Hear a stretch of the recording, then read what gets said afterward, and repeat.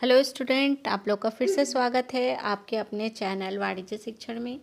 आज हम लोग फिर से वाणिज्य से संबंधित संचय के प्रकार और उसके सामान्य संचय, विशेष संचय, इन दो प्रकारों के बारे में बहुत ही विस्तार से समझेंगे, ताकि वाणिज्य शिक्षण से संबंधित इसी प्रकार से और भी जानकारियाँ प्राप्त करने के लिए वीडियो को लाइक और चैनल को सब्सक्राइब करना ना भूलें। तो चलिए आइए शुरू करते हैं संचय के प्रकार से। पिछले वीडियो में हम लोगों ने संचय क्या है और इसकी विशेषताएं, उद्देश्य के बारे में जाना था। अब हम इसके प्रकार देखेंगे।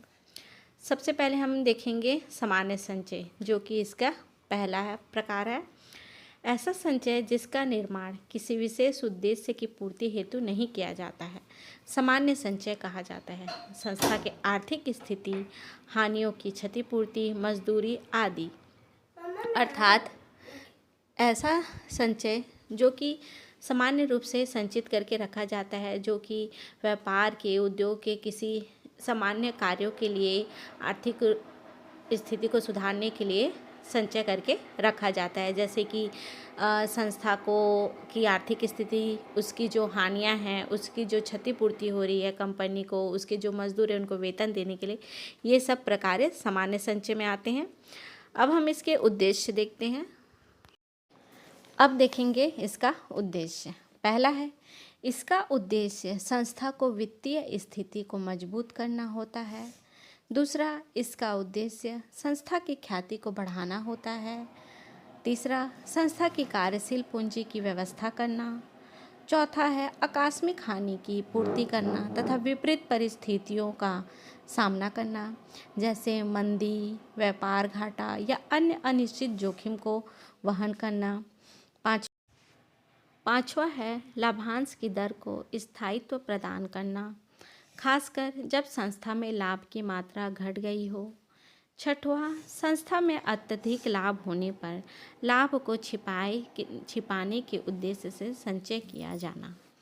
इन सभी उद्देश्यों के आधार पर सामान्य संचय को समझा जा सकता है कि किस प्रकार से इन उद्देश्यों के आधार पर सामान्य संचय किया जाता है। इसका उद्देश्य संस्था की वित्तीय स्थिति को बढ़ाना होता है, मजबूत करना होता है, संस्था की ख्याति को बढ़ाना होता है, कार्यशील पूंजी की व्यवस्था करना होता है। ऐसे ही और भी बहुत से उद्देश्य होते हैं सामान्य संचय के। अब हम देखेंगे सामान्य संचय और अंकेक्षक के बारे में।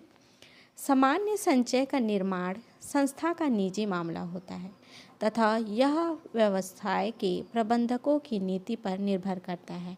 इसके संबंध में अंकेक्षक ना तो सिफारिश कर सकता है और ना प्रतिबंध ही लगा सकता है, किंतु यदि सामान्य संचय संस्था के द्वारा बनाया गया है तो उसे यह अवश्य देखना चाहिए कि यह लाभ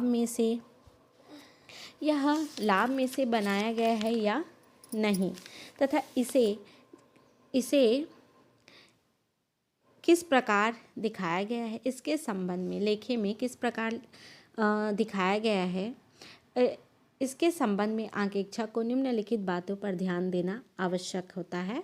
आइए देखते हैं ये कौन सी ध्यान देने वाली बातें हैं जो एक अंकेक्षक को ध्यान देना है। पहला है, कंपनी के अंतर नियमों का अध्ययन कर यह देखना कि सामान्य संचय के संबंध में क्या नियम बनाए गए हैं। दूसरा, यदि संचय को कोई दर निर्धारित कर दी गई हो तो अंकेक्षक को यह देखना चाहिए कि संस्था द्वारा इसका पालन किया जा रहा है या नहीं। तीसरा है, अंकेक्षक को संपत्तियों के मूल्यांकन, ह्रास तथा अप्राप्य ऋणों के लिए किए गए प्रावधान के ऊपर भी ध्यान रखना चाहिए। सामान्य संचय शुद्ध संपत्ति का प्रतिनिधित्व करता है, अर्थात संपत्ति माइनस दायित्व बराबर नेट एसेट, मतलब शुद्ध संपत्ति, है ना। तो इसी तरह से अब हम देखते हैं कि अंकेक्षक को असंतुष्ट होने के कारणों का अपना प्रतिवेदन में जिक्र करना, ये सारी बातें एक अंकेक्षक को ध्यान देना चाहिए कि सामान्य संचय किस उद्देश्य से किया जा रहा है और जिस उद्देश्य से किया जा रहा है क्या वह सभी नियमों के आधार पे हो रहा है अथवा नहीं हो रहा है, क्या वे जो कार्य कर रहे हैं वो सही है, किस प्रकार से वह संचय को किया जा रहा है, उनका तरीका सही है या नहीं, ये सभी अंकेक्षक का ध्यान देना होता है कि सामान्य संचय का जो शुद्ध संपत्ति का प्रतिनिधित्व करता है वो सही है अथवा नहीं। फिर अब हम जानेंगे दूसरा विशेष संचय के बारे में, जो कि संचय के दूसरा रूप है, दूसरा प्रकार में से दूसरा प्रकार है विशेष संचय। पहले में हम लोगों ने सामान्य संचय के बारे में जाना, अब हम विशेष संचय के बारे में जानते हैं। विशेष संचय एक प्रकार का संचय होता है जो किसी विशेष उद्देश्य के लिए बनाया जाता है, जैसे कि किसी विशेष देनदारी या हानि को पूरा करने के लिए। यह सामान्य संचय से अलग होता है जो सामान्य व्यावसायिक गतिविधियों के लिए बनाया जाता है। अब हम देखते हैं कि विशेष संचय किस उद्देश्य के लिए किया जाता है, किस प्रकार के विशेष उद्देश्यों के लिए यह संचय किया जाता है।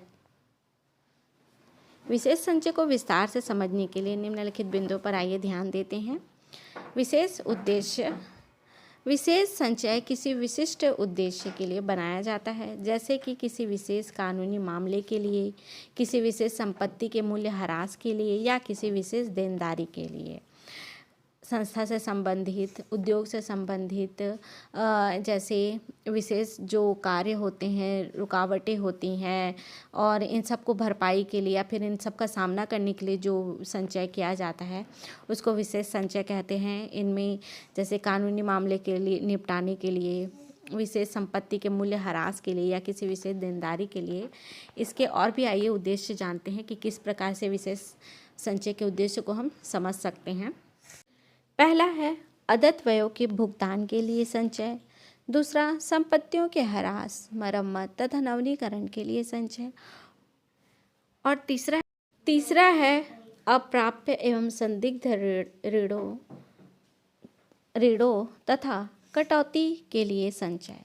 सरल शब्दों में विशेष संचय अनिवार्य रूप से बनाया जाता है, चाहे संस्था में लाभ हुआ हो या नहीं। विशेष संचय विशेष उद्देश्य के लिए किया जाता है, जैसे कानूनी मामलों को निपटाने के लिए, विशेष संपत्ति के मूल्य ह्रास के लिए या किसी विशेष देनदारी के लिए, अदत्त व्ययों के लिए, ह्रास, मरम्मत, नवीनीकरण के लिए, इन संदिग्ध ऋणों तथा कटौती के लिए संचय। विशेष संचय संस्था में लाभ हुआ हो चाहे ना हुआ हो, इन सभी कार्यों के लिए विशेष रूप से संचय करके रखा जाता है। तो इसी तरह से वाणिज्य शिक्षा से संबंधित और भी जानकारियाँ प्राप्त करने के लिए वीडियो को लाइक और चैनल को सब्सक्राइब करना ना भूलें, ताकि वाणिज्य शिक्षा से संबंधित जानकारियाँ आप लोगों तक कंटिन्यू पहुँचती रहें। Thank you.